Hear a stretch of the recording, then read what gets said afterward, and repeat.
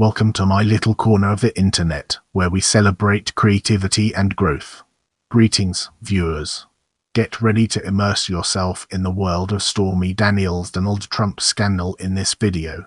An alleged one-night sexual encounter took place in 2006 between businessman and later U.S. President Donald Trump and pornographic film actress Stormy Daniels, followed by a conspiracy on the part of Trump to cover up the story in the month prior to the 2016 U.S. presidential election, and Trump's falsification of business records as part of the conspiracy. The story broke in 2018 when the Wall Street Journal reported that Trump's former attorney Michael Cohen paid us to Daniels as hush money to buy her silent during the 2016 Trump campaign. After the story broke, Cohen voluntarily cooperated with federal investigators and admitted the payment to Daniels was an illegal contribution to Trump's campaign intended to influence the election. Cohen pled guilty to this and other crimes and in December 2018 was sentenced to 3 years in prison. The scandal grew during 2018 as the public learned that Trump was alleged to have reimbursed Cohen via false business records designed to hide their true nature. The New York District Attorney's Office impaneled a grand jury to investigate Trump's involvement, and the grand jury voted to indict Trump on March 30, 2023. Trump was prosecuted in New York for falsifying his business records in order to hide any one of 3 other crimes: Cohen's illegal campaign contribution, violations of tax laws, and Trump's alleged involvement in a conspiracy to unlawfully influence the 2016 presidential election. This marked the first criminal trial of a former U.S. president. A jury found him guilty on all 34 counts he was charged with, making him the first former U.S. president to become a convicted felon. Since the Wall Street Journal's initial report, Daniels and Trump have been outspoken about the scandal and have contested related claims in civil litigation. Let's now shift our focus to alleged 2006 encounter and explore the ways in which it shapes our perspective. In July 2006, Stormy Daniels, an American pornographic film actress, met Trump at a celebrity golf tournament in Nevada. At the time, Trump was married to Melania Trump, who gave birth to their son Barron 4 months prior and was the host of the reality TV series The Apprentice. Daniels said, most recently under oath, that after briefly meeting Trump in 2006, she was invited to dinner and to meet him at his hotel room. Daniels testified that Trump asked her many questions about her life, and at some point Daniels said she had grown up poor. Trump also allegedly asked wide-ranging questions about the business model of pornographic video production, including but not limited to details about condom use and testing for sexually transmitted diseases. Daniels also said Trump talked about making Daniels a guest on The Apprentice. Daniels testified that she thought they would be going to a restaurant, and eventually used the bathroom in Trump's hotel room, but upon re-emerging was surprised to find Trump stripped to his underwear sitting on the bed. Daniels testified she said, "I think we should go," and moved toward the door, but Trump allegedly stood in her way, saying in part, "This is the only way you're getting out of the trailer park." Daniels could not remember how she ended up on the bed, but testified that they had sex in the missionary position and Trump chose not to use a condom. Daniels insisted she was neither forced nor under the influence, but also said it wasn't something she wanted and that she blacked out. In this section, we'll be exploring Daniels considered going public in 2011. In 2011, as Trump began exploring a potential presidential bid, Daniels considered selling the story to the celebrity magazine Life and Style for $15,000. As part of the negotiation, Daniels was interviewed and the magazine asked the Trump Organization for comment. In response, Trump's lawyer Michael Cohen threatened litigation and the magazine decided not to publish Daniels' story. Daniels also talked about the alleged affair with the gossip magazine In Touch Weekly, whom Cohen also threatened to sue if the story were published. In October 2011, Daniels' agent Gina Rodriguez leaked the story to Nick Ritchie, author of the gossip blog The Dirty. Daniels complained the blog changed facts of her story and the post was taken down the following day. Cohen testified in May 2024 that he undertook the effort to get the story removed after Trump took him up on his advice to do so. Get ready for a thought-provoking discussion as we delve into an alleged catch-and-kill plan to help Trump's campaign and its impact on our understanding. In August 2015, about 1 month after Trump announced his 2016 campaign, a meeting allegedly took place between Trump, Cohen, and David Pecker, owner of American Media, Inc. AMI, which published the National Enquirer among other periodicals. In April 2024, Pecker testified under oath describing an alleged agreement at that meeting, saying, Pecker testified that after the meeting he immediately briefed National Enquirer editor Dylan Howard about the meeting's substance, i.e., that either Pecker or Howard were to alert Cohen if they learned of potential stories about Trump and that they were going to try to help the campaign, and to do that, I want to keep this as quiet as possible. Over the next several months, Pecker, through AMI, purchased 2 such stories, one from Dina Sajudin and the other from Playboy model Karen McDougal. In this segment, we'll be unraveling the complexities of AMI buys Dina Sajudin's story and exploring its multifaceted nature. In October, according to Pecker's 2024 testimony, Howard called Pecker to say Trump Tower doorman Dina Sajudin was trying to sell a different story about Trump, one involving an illegitimate child allegedly fathered by Trump. Pecker testified that he immediately informed Cohen per the August 2015 agreement. Pecker testified he had AMI investigate the story and eventually concluded it was not true, but Pecker testified he instructed AMI to purchase the story anyway so it would not be published elsewhere before the 2016 presidential election. On November 15, AMI and Sajudin allegedly signed a source agreement. On December 17, AMI and Sajudin allegedly signed an amendment to the source agreement. In his 2024 testimony, Pecker said the amendment to the source agreement was made at Cohen's request for purposes of further reducing the chance the story might leak before the election. According to the Associated Press, Cohen admitted that as a Trump spokesman he had discussed the Sajudin story with AMI while AMI was working on it. The following day, AMI had the National Enquirer pay Sajudin the agreed-upon $30,000. According to Pecker's 2024 testimony, Cohen told Pecker the boss will be very pleased and that Pecker understood the boss to be a reference to Trump. Pecker also testified there came a time that Pecker wanted to release Sajudin since the story wasn't true and Pecker wanted to avoid problems, but Cohen insisted the release be delayed until after the election. Without wasting any more time, let's jump into the fascinating world of AMI buys Karen McDougal's story. On August 5, AMI allegedly signed a name and rights license agreement with Karen McDougal, who claimed to have had a months-long relationship with Trump several years earlier. In part, the agreement assigned McDougal's rights to the story to AMI. On August 9, AMI allegedly paid McDougal the agreed-upon $150,000. On September 6, Cohen allegedly made a secret recording of a conversation between himself and Trump, during which Cohen allegedly told Trump that Trump would have to pay $150,000 for all that info regarding our friend David, that Cohen had talked to Weisselberg about how to set the whole thing up, and the deal included all the stuff. Because here, you never know where that company, you never know what he's, and Trump allegedly can be heard saying maybe he gets hit by a truck. Sometime in September, according to Pecker's testimony, Cohen called Pecker to say Trump allegedly wanted to buy the rights to McDougal's story and boxes of Trump-related info in Ami's possession. Asked if Pecker knew why Trump allegedly wanted these materials, Pecker said Cohen told him the boss said that if got hit by a bus and the company was sold, he did not want for someone else to potentially publish those stories.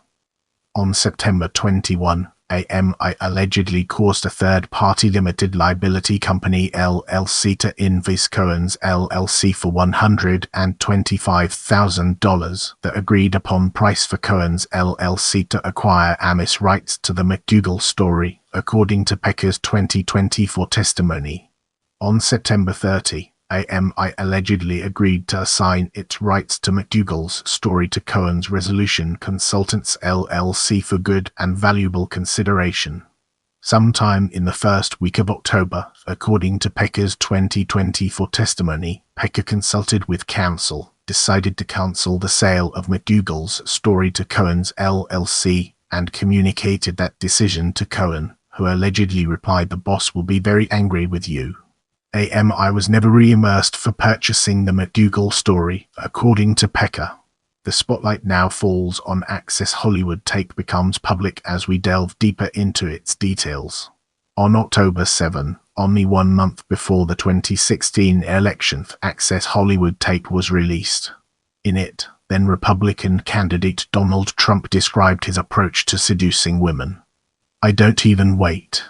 And when you're a star, they let you do it. You can do anything. Grab 'em by the pussy. You can do anything."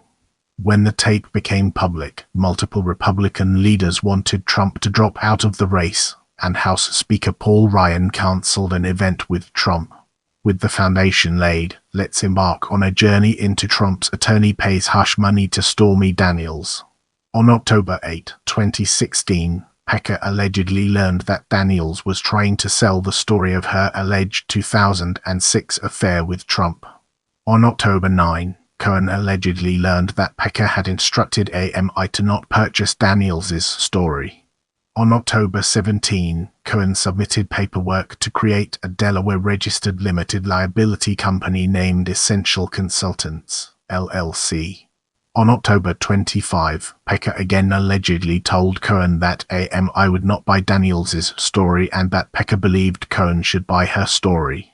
On October 26, Cohen opened a bank account for the LLC and on October 27 used his personal home equity line of credit to wire $130,000 into the account. Cohen corresponded with the bank using his Trump Organization email account and representing himself as special counsel to Donald J. Trump. As we venture forward, let's examine investigations in detail and gain a deeper appreciation for its significance. On January 12, 2018, the Wall Street Journal reported that in October 2016, just before the 2016 United States presidential election, Michael Cohen, executive vice president at the Trump Organization and special counsel to then presidential candidate Donald Trump, arranged a payment of us to pornographic film actress Stormy Daniels to stop her disclosing an affair she and Trump allegedly had in July 2006. Daniels had signed a non-disclosure agreement (NDA).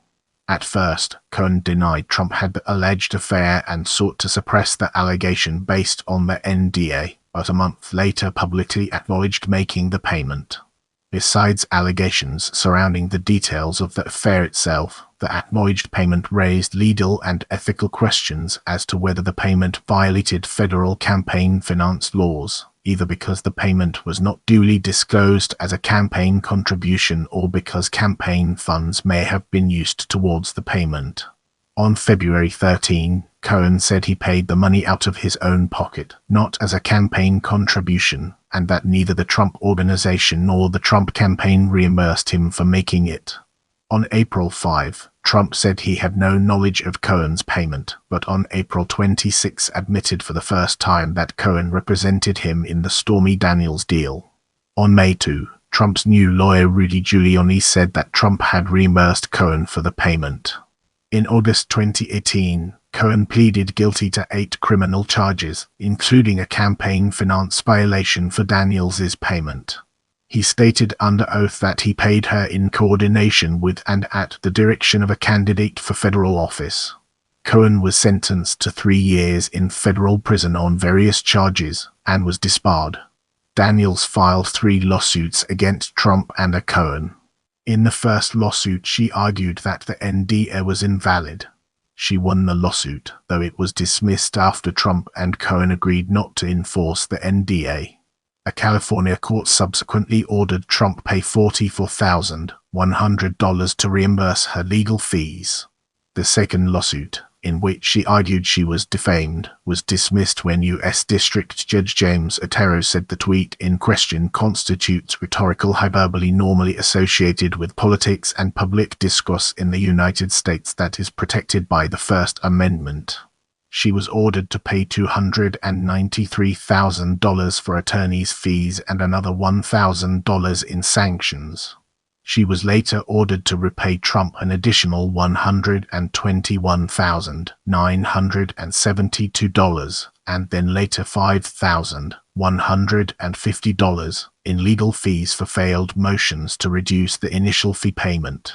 In the third lawsuit, she claimed that Cohen colluded with her previous attorney Keith Davidson against her interests when he negotiated the payment. The lawsuit did not name Trump as a defendant and settled in May 2019. Trump's accounting firm, Messrs., provided his tax returns and related documents to the Manhattan District Attorney, Cyrus Vance Jr., following the outcome of the Supreme Court's Trump v. Vance ruling in February 2021. Although an internal report said there was reason to believe Trump's campaign had knowingly violated campaign finance law, the Federal Election Commission (FEC) abandoned an inquiry into the payment to Daniels. The FEC's vote on May 6, 2021, split along party lines. On March 30, 2023, a Manhattan grand jury indicted Trump for his alleged role in the scandal. Trump was arraigned in the Manhattan District Court on April 4. Get ready to uncover the mysteries surrounding allegation and non-disclosure agreement as we navigate its intriguing terrain. The Wall Street Journal reported on January 12, 2018, that Cohen paid Daniels $130,000 in October 2016, a month before the election, to stop her discussing the alleged affair. Cohen denied the existence of the affair on behalf of his client Donald Trump on January 14, 2018, but acknowledged a month later, on February 13, that he paid Daniels $130,000. Daniels filed a lawsuit against Trump on March 6, 2018, claiming that the non-disclosure agreement she signed about the alleged affair was invalid since Trump never personally signed it, despite acknowledging that she accepted the payment made in exchange for her silence in the matter. It also alleged that Trump's attorney tried to intimidate Daniels and scare her into not talking. Cohen initiated an ex parte arbitration process the next day that resulted in an order barring Daniels from disclosing confidential information related to the non-disclosure agreement. The order that Daniels' lawyers called bogus was to remain confidential. In an interview with 60 Minutes that aired March 25, 2018, Daniels said that she and Trump had sex once. She also said that she was threatened in front of her infant daughter after a fitness class in Las Vegas in 2011. The threat pressured her to later sign a non-disclosure agreement. FBI agents raided Cohen's office and seized emails, tax documents, and business records relating to several matters, including the payment to Daniels, on April 9, 2018. In April 2024, it was revealed that the $130,000 hush money agreement was drafted by Daniels' lawyer at the time, Keith Davidson. In the agreement, Daniels was given the pseudonym Peggy Peterson, while Trump was given the pseudonym David Dennison. In May 2024, Cohen testified that he suggested the idea of including a clause in the agreement which ensured that Daniels would be penalized $1 million every time she told her story. Prior to Cohen's testimony, Daniels herself testified that the agreement made so she would be forced to pay $1 million for every time she committed a violation by telling her story. As we venture forward, let's examine status of Cohen's payment in detail and gain a deeper appreciation for its significance. Daniels' lawyer said that the $130,000 payment to her was a cover-up, while others also raised questions about whether the payment violated federal campaign finance laws, which may be the case if campaign funds were involved. The Wall Street Journal reported on January 12, 2018, that Daniels was paid $130,000 after a non-disclosure agreement via a Delaware limited liability company called Essential Consultants LLC that Cohen created for the purpose. The political watchdog group Common Cause filed a complaint on January 22, calling on the Federal Election Commission (FEC) and U.S. Department of Justice to investigate if the reported payout violated campaign finance rules, saying the alleged payment amounted to an in-kind donation to Trump's presidential campaign that should have been publicly disclosed in its official reports. Cohen responded to the New York Times on February 13 that he paid Daniels the $130,000 from his own pocket, not as a campaign contribution, and that neither the Trump Organization nor the Trump campaign reimbursed him for making it. The Washington Post later noted that Cohen never ruled out the possibility that Trump reimbursed Cohen for the payment, stating that he used his own money to facilitate it. Cohen said on March 13 that he transferred funds from his home equity line of credit to Essential Consultants LLC and from the company to Daniels' attorney. On April 5, 2018, Trump claimed that he had no knowledge of Cohen's payment to Daniels but admitted that Cohen represented him in the Stormy Daniels deal for the first time on April 26. Trump's new lawyer Rudy Giuliani said on May 2 that Trump reimbursed Cohen for the payment, stating Trump didn't know about the specifics of it but he did know about the general arrangement, that Michael would take care of things like this.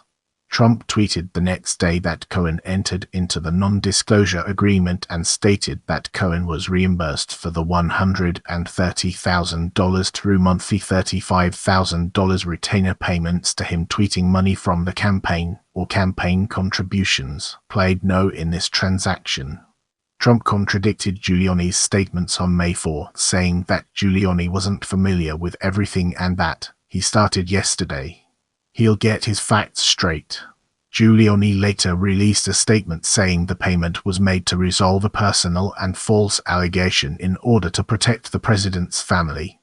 Cohen pleaded guilty to 8 charges on August 21, 2018, including a campaign finance violation for his role in the payment.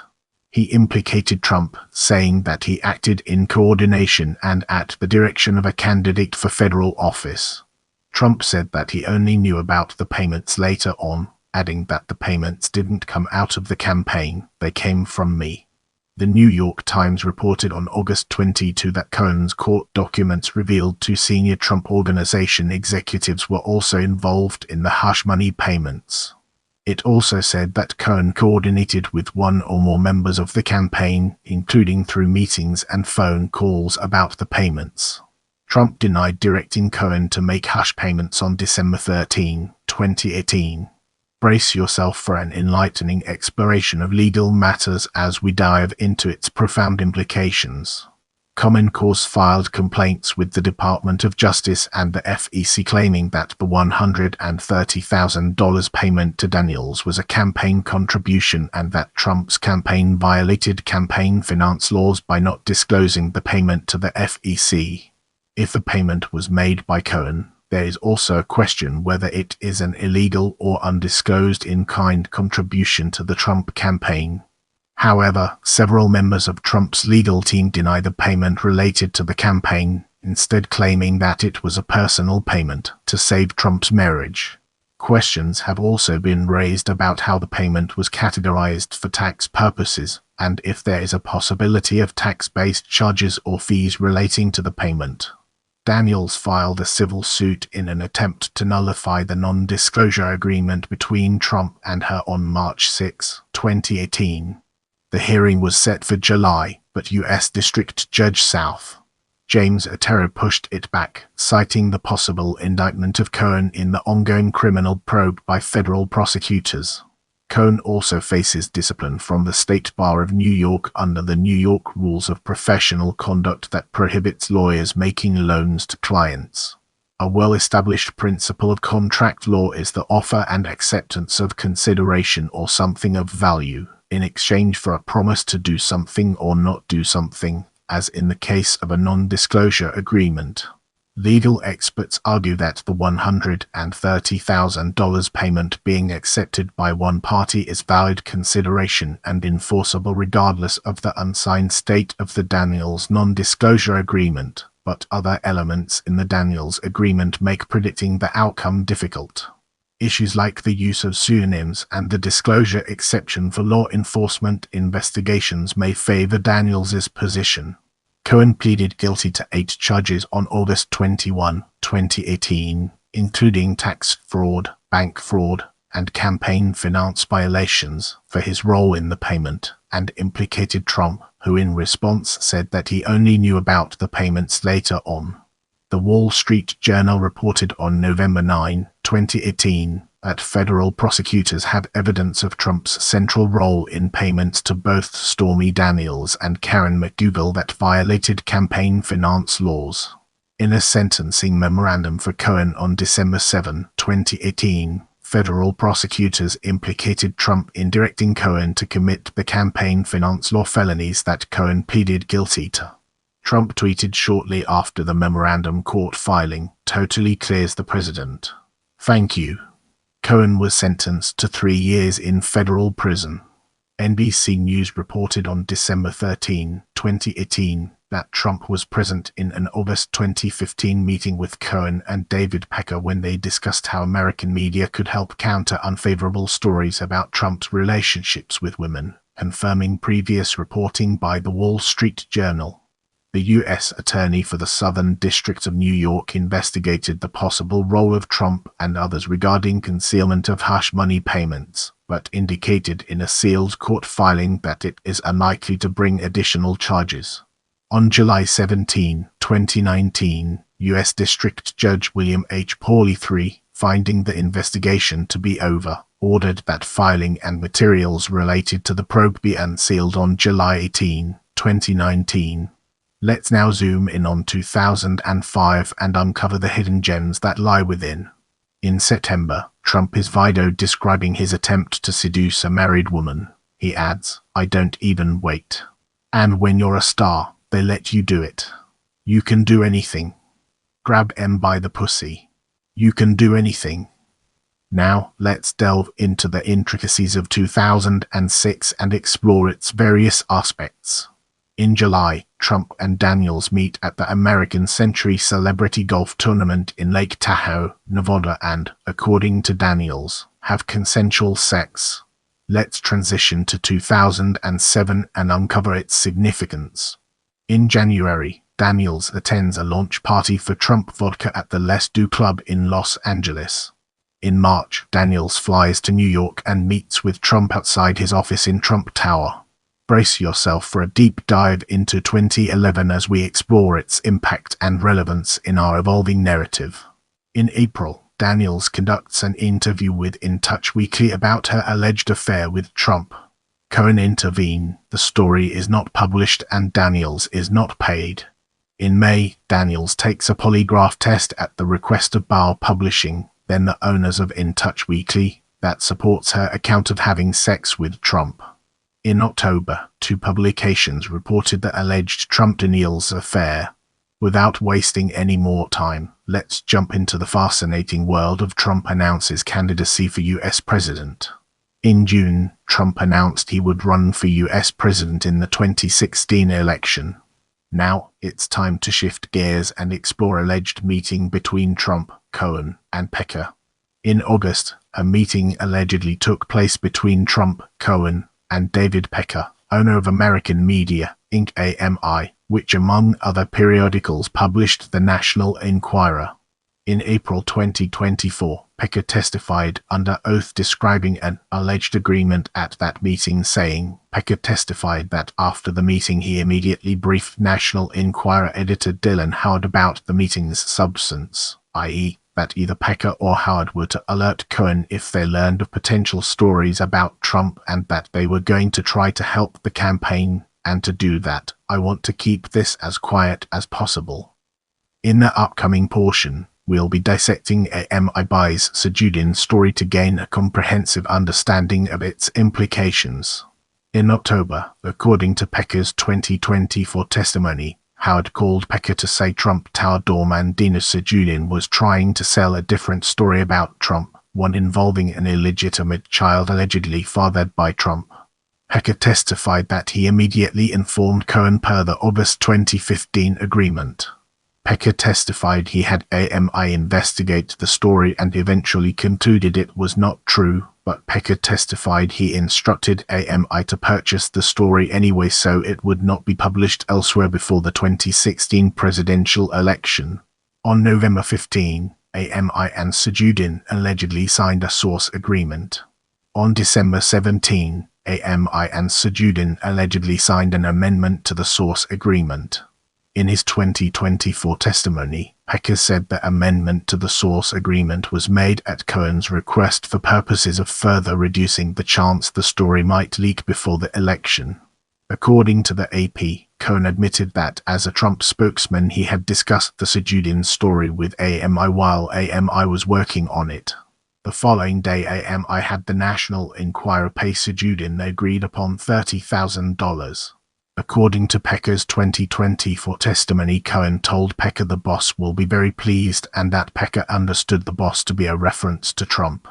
Pecker also testified there came a time that Pecker wanted to release Sajudin since the story wasn't true and Pecker wanted to avoid problems, but Cohen insisted the release be delayed until after the election.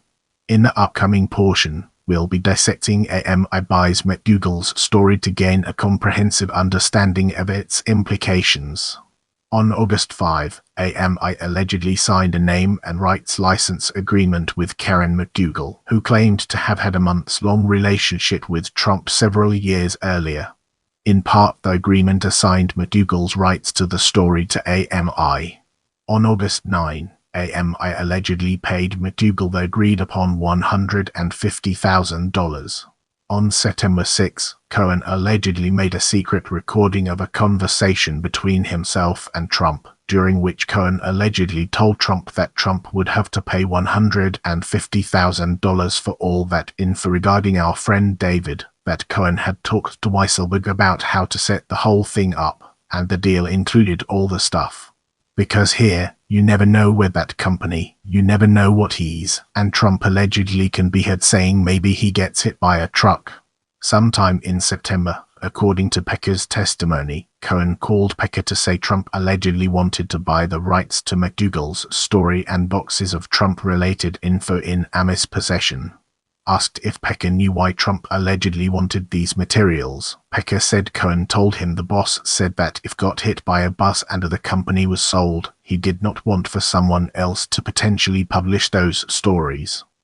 On September 21, AMI allegedly caused a third-party LLC to invoice Cohen's LLC for $125,000, the agreed-upon price for Cohen's LLC to acquire Ami's rights to the McDougal story, according to Pecker's 2024 testimony.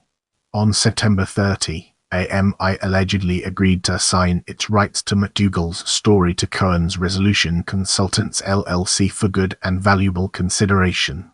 Sometime in the first week of October, according to Pecker's 2024 testimony, Pecker consulted with counsel, decided to cancel the sale of McDougal's story to Cohen's LLC, and communicated that decision to Cohen, who allegedly replied the boss will be very angry with you. AMI was never reimbursed for purchasing the McDougal story, according to Pecker. Moving on to the next segment, we have Access Hollywood tape becomes public. On October 7, the existence of the 2005 Access Hollywood tape was made public. Now, we shift our focus to Cohen's LLC buys Daniels story, a topic that deserves our attention. On October 8, Pecker allegedly learned that Daniels was trying to sell the story of her alleged 2006 affair with Trump. On October 9, Cohen allegedly learned that Pecker had instructed AMI to not purchase Daniels' story. On October 17, Cohen submitted paperwork to create a Delaware-registered limited liability company named Essential Consultants, LLC. On October 25, Pecker again allegedly told Cohen that AMI would not buy Daniels' story and that Pecker believed Cohen should buy her story.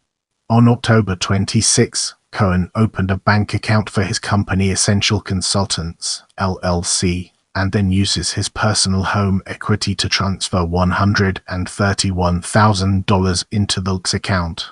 Cohen corresponded with the bank using his Trump Organization email account and representing himself as special counsel to Donald J. Trump. On October 27, Cohen wires $130,000 from his LLC to Daniels' attorney. Welcome to the next segment, where we explore November and its significance in our journey.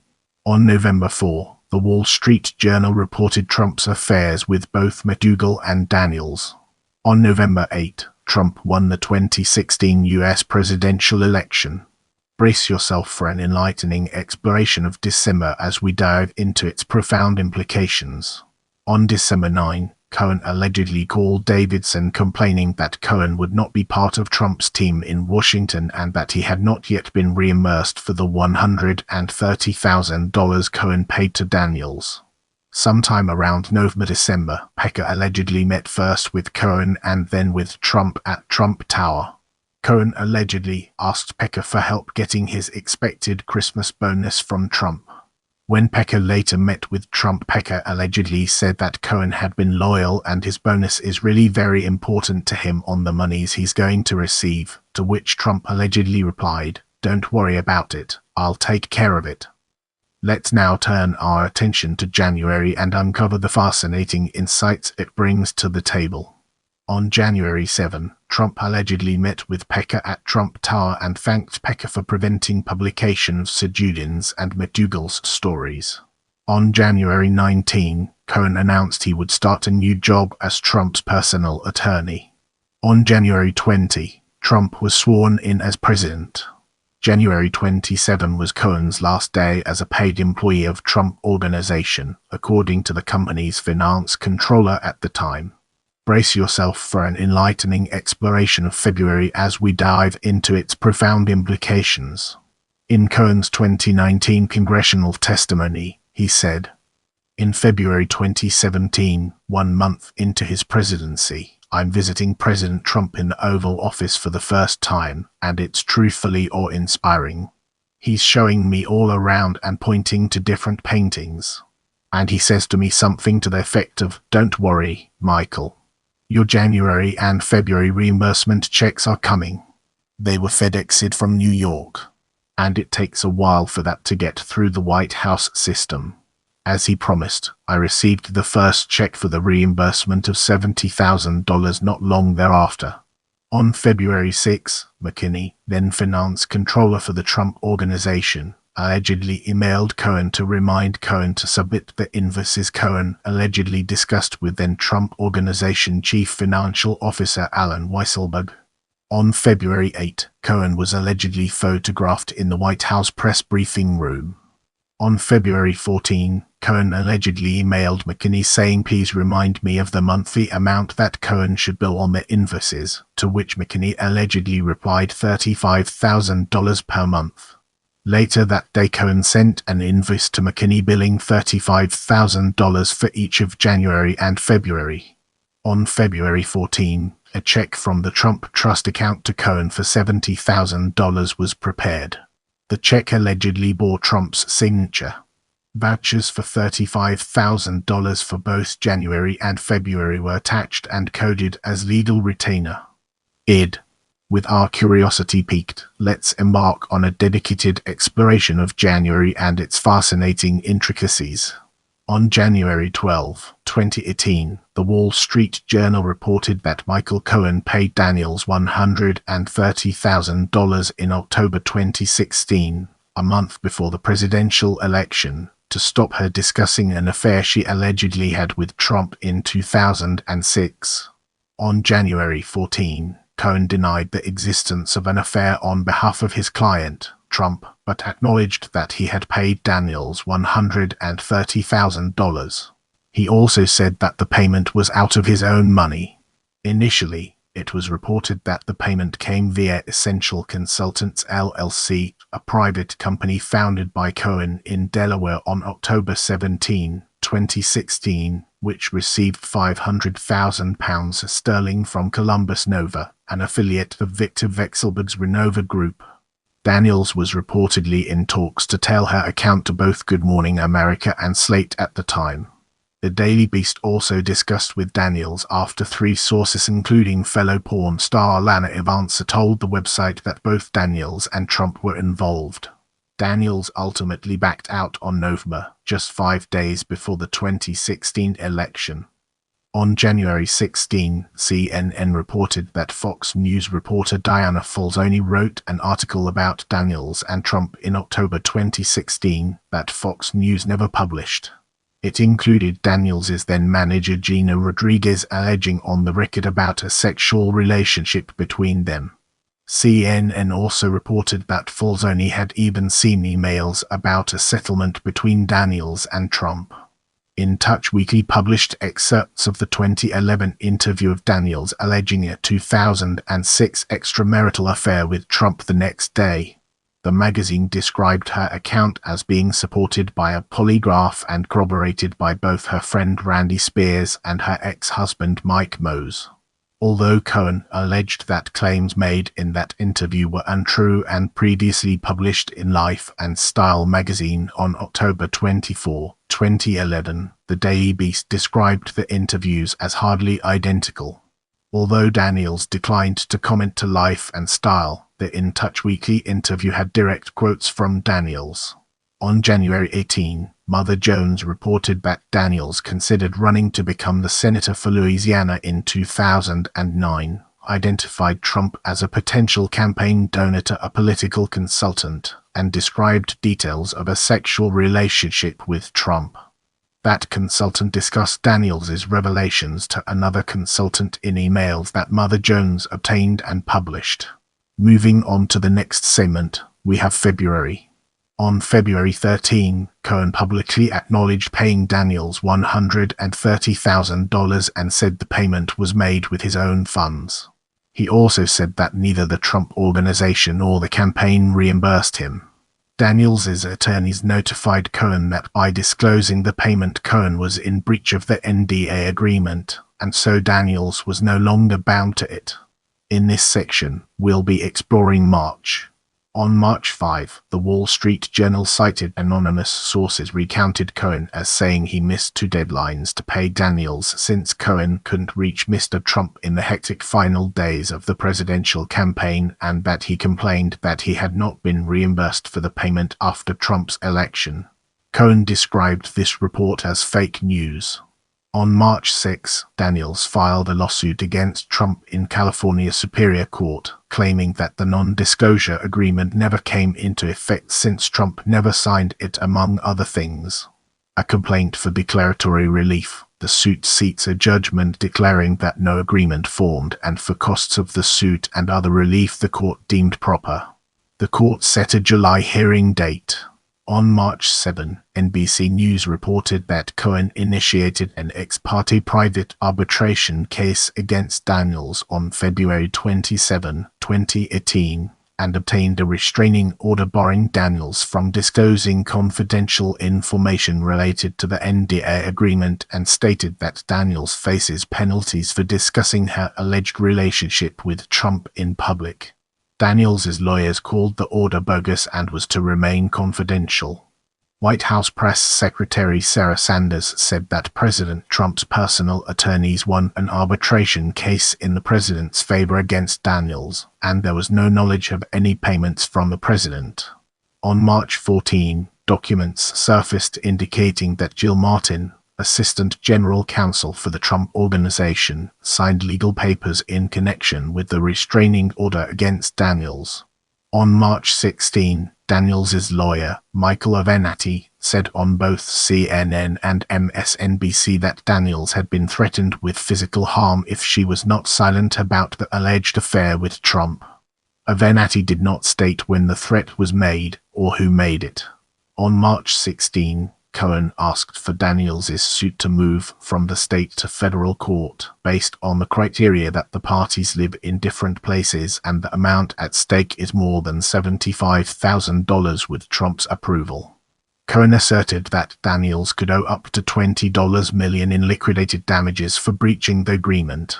The filing marked the first time that Trump himself, through his personal attorney, took part in the Daniels litigation. On March 25, Daniels' involvement with Trump was the subject of a segment on the U.S. television news program 60 Minutes. The segment included interviews by Anderson Cooper with Daniels, her attorney Avenatti, and Trevor Potter, the former chairman of the FEC.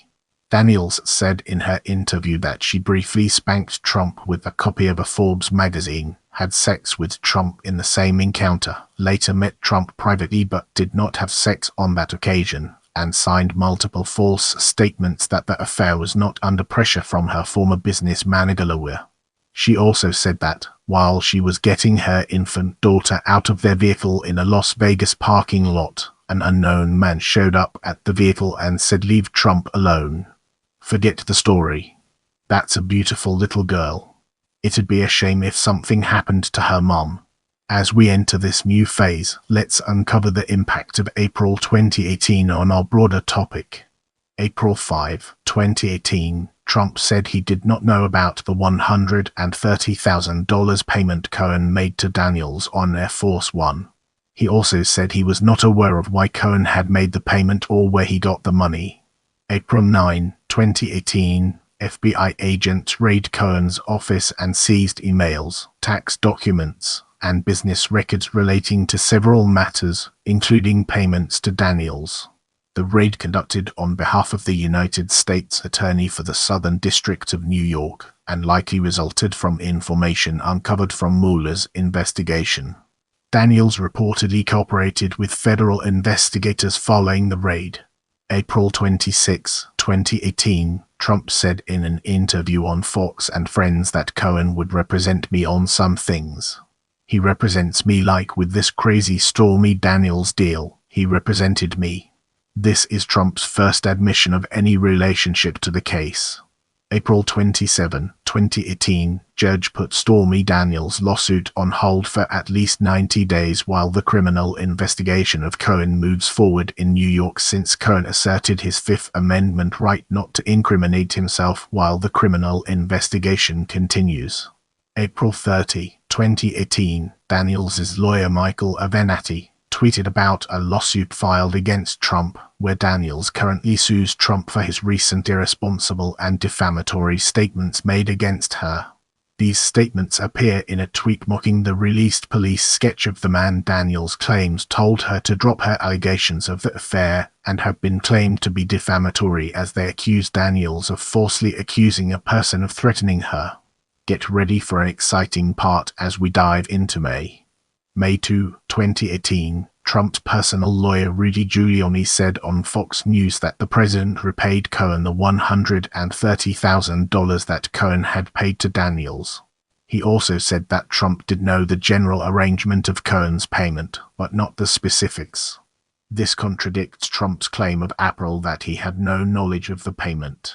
May 3, 2018, Trump tweeted that Cohen entered into a non-disclosure agreement with Daniels.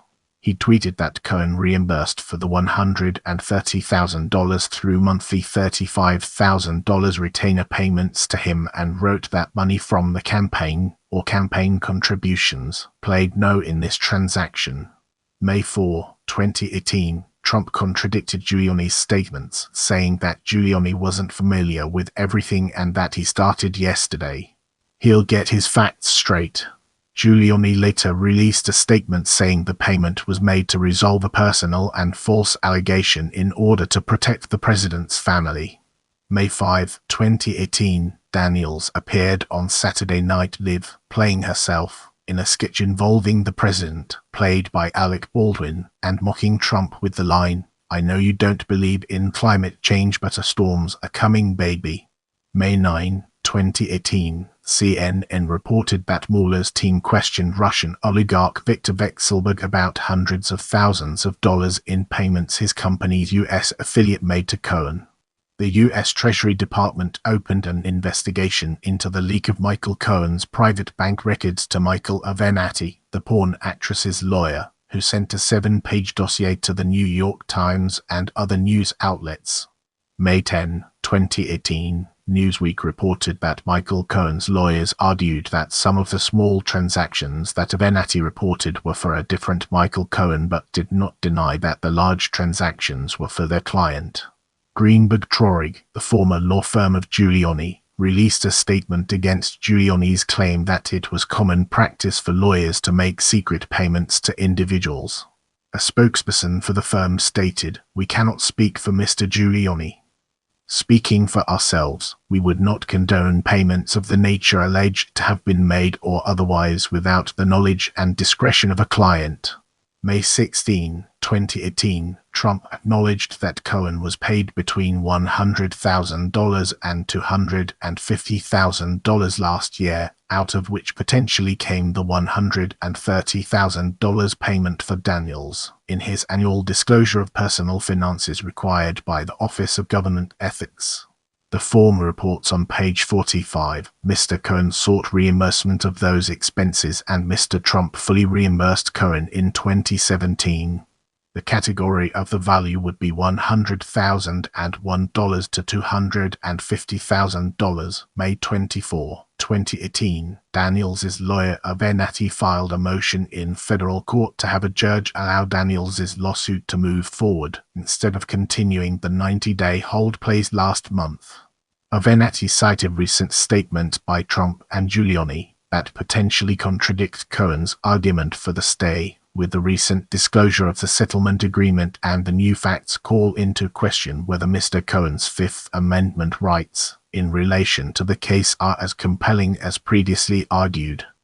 Now, let's dig deeper into June and unveil the hidden treasures it holds within. June 6, 2018, Daniels sued both Michael Cohen and her own former lawyer, Keith Davidson, accusing Cohen of encouraging Davidson to violate her attorney-client privilege. The lawsuit also alleges Trump was aware of the efforts for Daniels to deny the affair on media interviews. June 6, 2018, Trump's lawyer, Rudy Giuliani, verbally attacked Daniels, saying, "The business you were in entitles you to no degree of giving your credibility any weight. Explain to me how she could be damaged. If you're going to sell your body for money, you just don't have a reputation. A woman who sells her body for sexual exploitation I don't respect." June 19, 2018, Daniels' May 24 motion to reconsider denied. Avenatti said he would file an appeal shortly. Prepare yourself for an eye-opening discussion on July 2018 in the upcoming portion of this video. July 12, 2018, undercover vice cops arrested Daniels in a sting operation in Columbus, Ohio. Officers alleged that Daniels touched 3 undercover officers in the club where she performed, which is against Ohio law.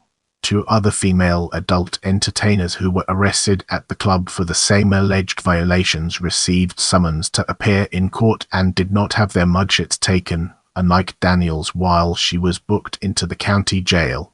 Daniels retained Columbus defense lawyer Chase Mallory, who worked with prosecutors to dismiss the charges less than 12 hours later, citing that the law excluded out-of-town performers.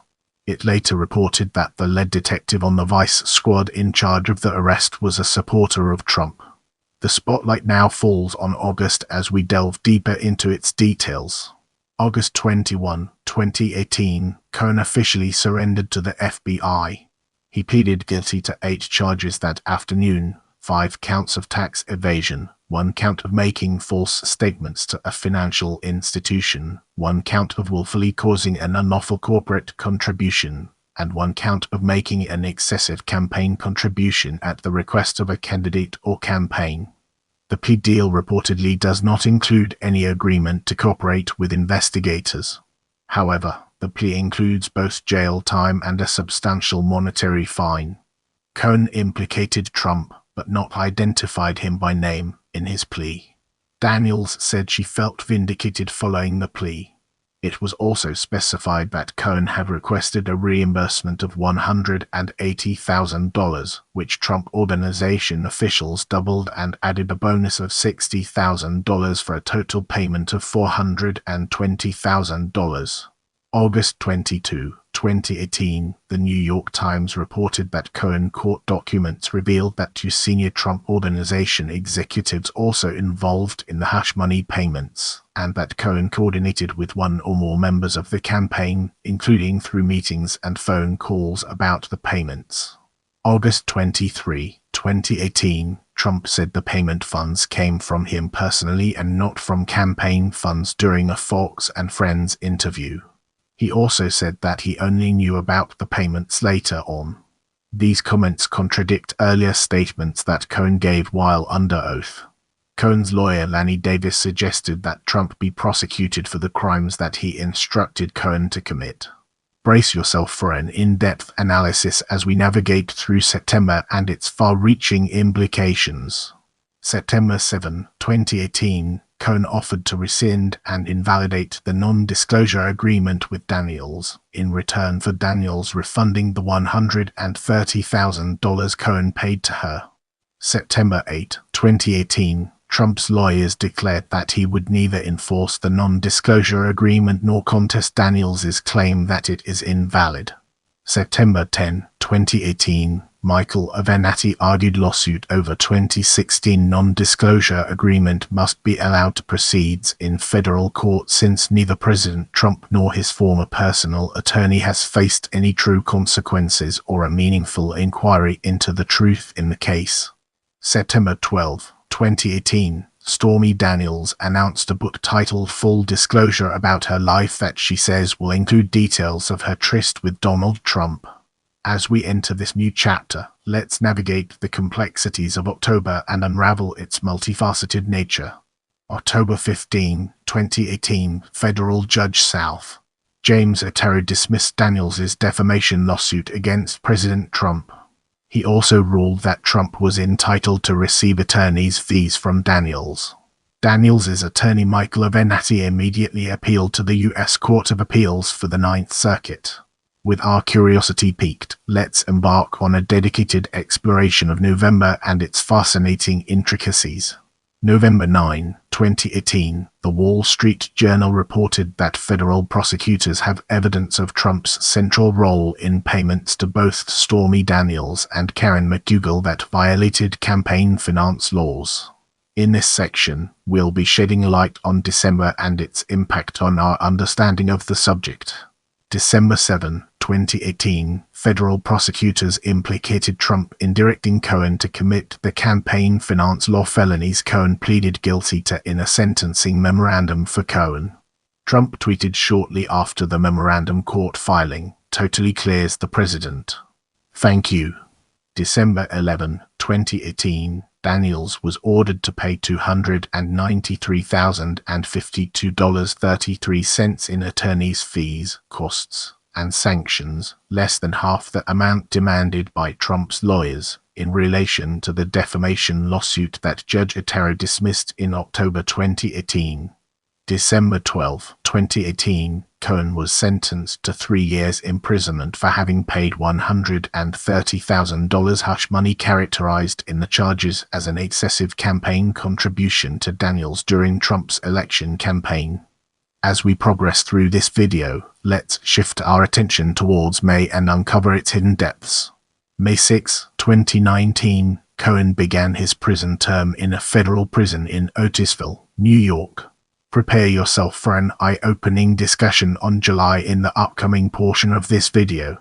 July 17, 2019, the federal investigation into the hush payments announced as closed. July 18, 2019, unsealed documents released and show that the FBI suspected that Trump talked to both Cohen and Hope Hicks at the time about the need to keep Daniels from going public before the presidential election.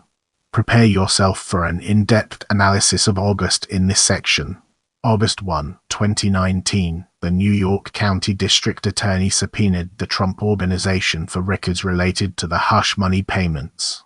Get ready for a captivating exploration as we unravel the layers of September and their profound significance. September 2, 2019, the House Judiciary Committee prepared to investigate Trump's alleged involvement in the 2016 hush money payments to both Daniels and Karen McDougal. September 11, 2019, NBC and CNN reported that Cohen entered into a proffer agreement with the Manhattan prosecutor to provide information on the matter. Without wasting any more time, let's jump into the fascinating world of August. August 1, 2020, Daniels lost her appeal in the defamation lawsuit against Trump.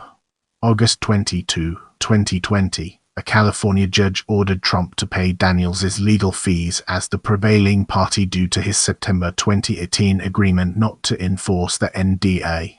Get ready for a captivating exploration as we unravel the layers of November and their profound significance. November 3, 2020, Trump lost the 2020 United States presidential election. As we progress, let's zoom in on January and examine its role in shaping our overall narrative. January 20, 2021, Trump officially leaves office as president.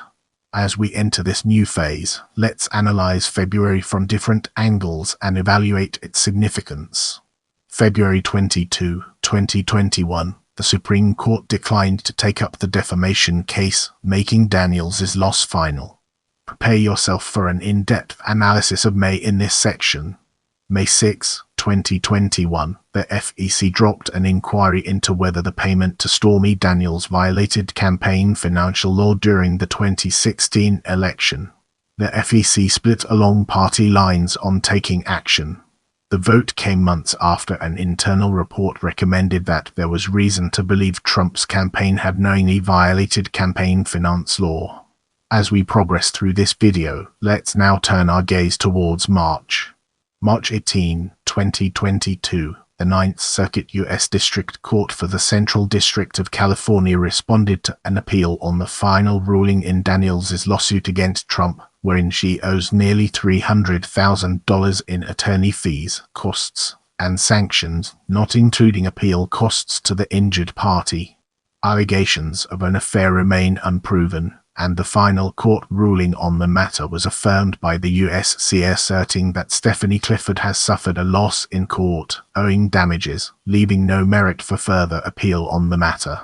Upon the ruling against Daniels, she tweeted, "I will go to jail before I pay a penny."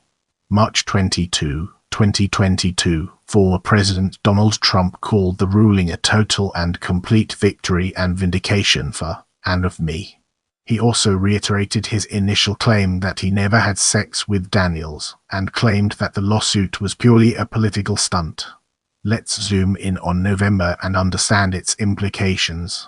November 21, 2022, the New York Times reported that Manhattan District Attorney Alvin Bragg's office has moved to jumpstart its criminal investigation into Donald J. Trump reported hush money payment to a porn star who said she had an affair with Mr. Trump.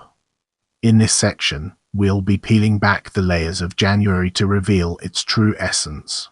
January 17, 2023, Michael Cohen met with Bragg's office following the sentencing of Alan Weisselberg.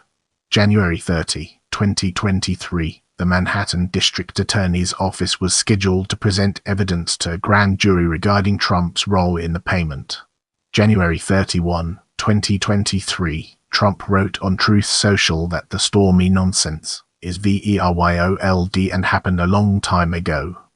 There was no reason not to rely on, and I did. Daniels asserted that this was an admission to the truth of her claims.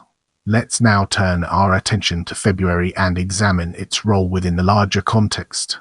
February 1, 2023, Cohen said he had given his cell phones to the DOS prosecutors who wanted evidence of communications, including voice recordings, of Daniels' former lawyer Keith Davidson. Let's now venture into the realm of March and explore the fascinating intricacies it holds. March 18, 2023, Trump stated that he expected to be placed under arrest the following Tuesday, March 21, on unspecified charges at the behest of New York prosecutors. March 30, 2023, the grand jury voted to indict Donald Trump on more than 30 charges related to business fraud. Trump's attorney Joe Tacopina suggested a New York surrender and arraignment the following week. Without wasting any more time, let's jump into the fascinating world of April. April 4, 2023, The Ninth Circuit dismissed Daniels' challenge to over $121,000 in fees from a firm representing Trump, which were related to her unsuccessful defamation suit. Now, let's shift our perspective and explore June through a fresh lens, unlocking new perspectives. June 2, 2023, Trump's attorneys requested that Judge Juan Manuel Merchan recuse himself from his New York City criminal case due to what they described as anti-Trump bias and a conflict of interest stemming from Merchan's daughter's association with some of Trump's Democratic opponents. In this section, we'll be deep diving into May, unraveling its complexities and uncovering valuable insights. The court case regarding this incident and its aftermath, prosecution of Donald Trump in New York, was decided on May 30, 2024, against Trump. Stay connected and join our community by subscribing and following me on other platforms.